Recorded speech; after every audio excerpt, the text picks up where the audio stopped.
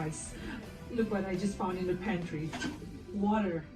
But from like new technology, ion exchange. Excited? New product. Thank you. Thanks.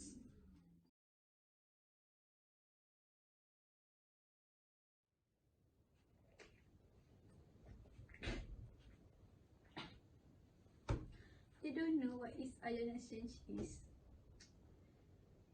Ion exchange is a water treatment that has been exists in a long time ago, around 1945, 1947 something. Yeah. You're so lame. That is rude, I would say. But it's okay. We are fine. Isn't it? Then tell us about it. Tell us. Okay, I will tell you guys about this. Okay, water treatment. Ion exchange is a water treatment that usually it will soften the hard water, and actually when in the river the water is hard. There are many things in that, and yeah, it's hard. It cannot be drink just like that lah. So we must treat it. So we must soften the water. And actually, to soften the water, we use the resin. Yeah, resin. And the resin will take out the calcium ion or something that is undesirable in the water. So it will make the water soften. And yeah, that is how the water treatment do lah. You guys can Sorry.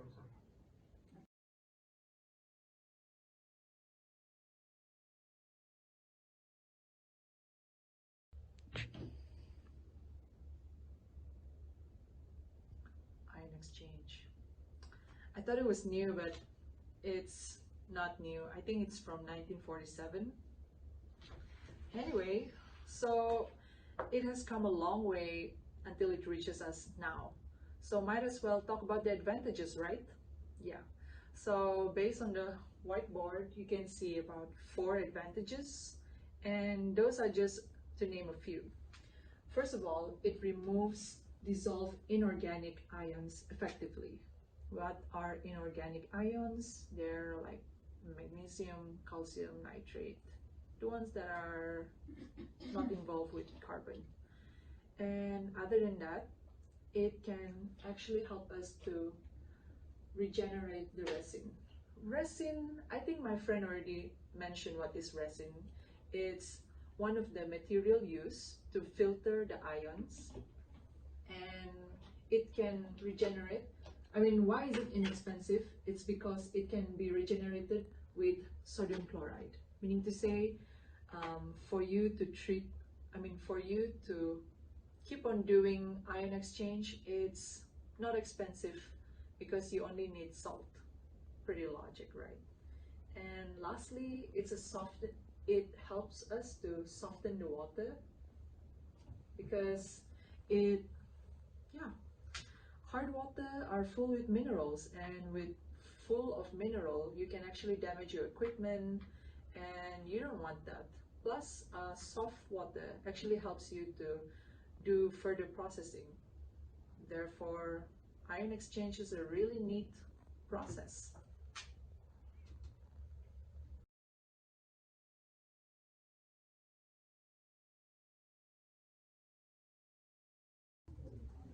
I heard ion exchange is not that good. There are many disadvantages, but I will tell you some of it. Okay, first, calcium sulfate falling. Okay, do you know that? Okay, let me explain. Calcium sulfate falling. Usually, we use the sulfuric acid as a regenerant to recharge the resin. So, when in water, it contains a lot of calcium and will react to the sulfuric acid Ca2 plus sulfuric acid will form calcium sulfate, which can block your pipe. That is one of the advantages. Disadvantages. Do you know what is resin? Resin is a medium for ion exchange. So it will exchange undesirable ion, anion, and cations, and convert it with H2 and hydroxyl group, OH. So that's why actually there is no ion in our water. Yeah, literally there's no ion in our water, it's just H2O. Okay, the next one is ion falling. Ion falling. Feed water. Do you know what is feed water? Feed water is basically comes from underground water bores. Do you know what is bores mean? Bores is like a pipe, the old pipe that you have to pump. You know? No, it's okay. So feed water is water to be supplied to a boiler from a tank for treatment process. Then absolutely it contains ion, which is called ferrous ion, Fe2+, and it will contact prior to treatment. When the air contact with ferrous ion, it will change to ferric ion. Then ferric ion will change to ferric hydroxide. This also can reduce the efficiency of your resin and clog the resin beds. Okay, this thing will clog the resin beds. Do you know what is resin beds? It's like silica gel, like that, the shape. So has low efficiency. So what you can do? Nothing. That is the disadvantages of ion exchange. That's all.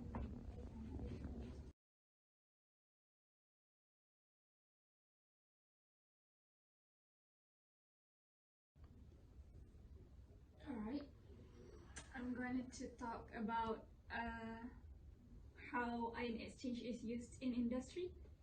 You know, the dairy things that you... Wait a minute. Dairy? Yes, dairy. It's bad.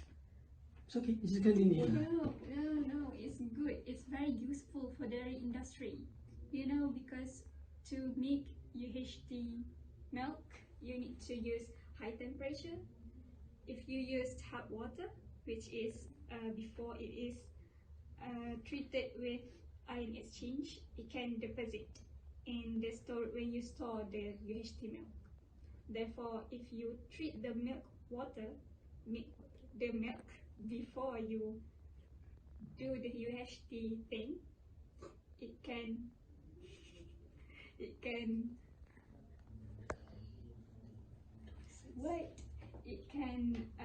save your storage. It can make it. I'm sorry. I'll just continue. So what I'm saying is that if we use ion exchange treatment, you won't have deposit when you store UHT milk. Alright. Next is any industry that use high temperature need to use ion exchange treatment because it will avoid your deposit in the pipes or your valves. Alright.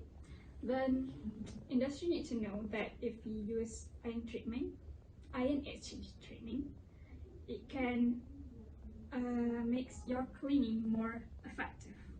It works well with your detergent. Alright, that's it.